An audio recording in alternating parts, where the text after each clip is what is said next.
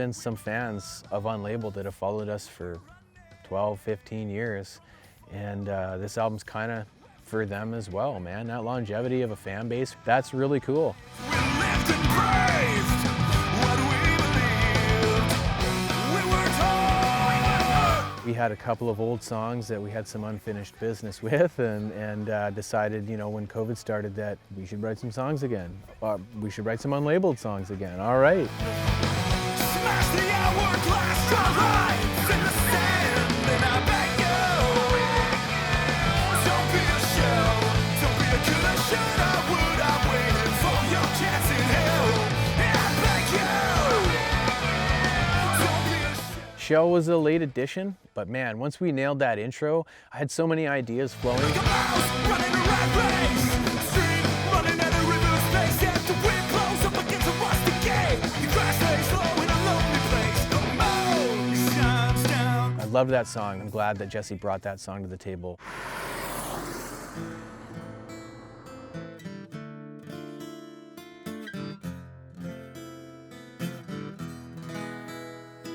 Remember we dreamed of being millionaires, we got high, we thought the world was fair.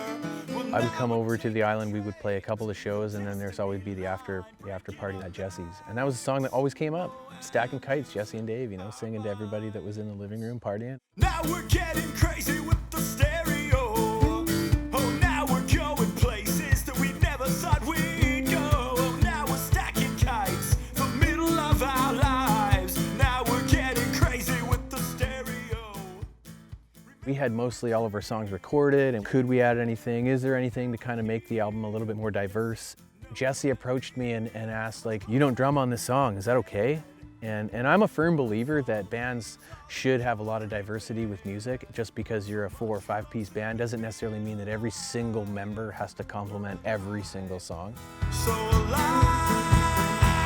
so now we're getting crazy with the stereo. Lots of bands have acoustic songs where it's just the lead singer and a guitar. Lots of bands have songs where the drummer isn't playing a drum kit. I was all for it, man. I thought that was a really cool addition. Getting crazy with the stereo. Whoa, oh, whoa, oh, ah. And we always got to think, like, are our true fans gonna like something like that? And I'm thinking, well, if they come over to our after parties and sing along with us, Yeah, yeah, yeah, yeah. I was really stoked on when we were young, when we started getting the playbacks with vocals and all the layers. But I still dream of the days when we were young. We had fun, our blood, drank till down. Well, I'm hold on now, and those days may be gone. But I'm still making this up as I'm rolling along. Whoa, whoa, we were young. We're a really amped up band, so we typically have some bit of difficulty with the slower songs because we always want to speed everything up, and we got so much energy, right?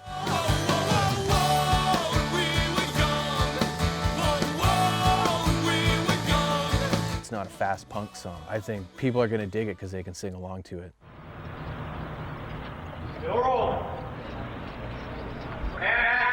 Quit My Job's a bit of an older song. That was one of those ones that we redug up and had some unfinished business with.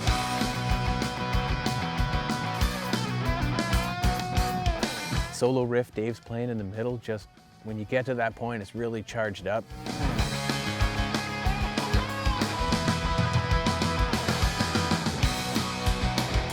It kind of comes down into the bridge where everyone's doing the haze. It's a song that gets our fans included, and I think it's a song that really resonates with our fans because it's a rowdy, you know, sing-along song.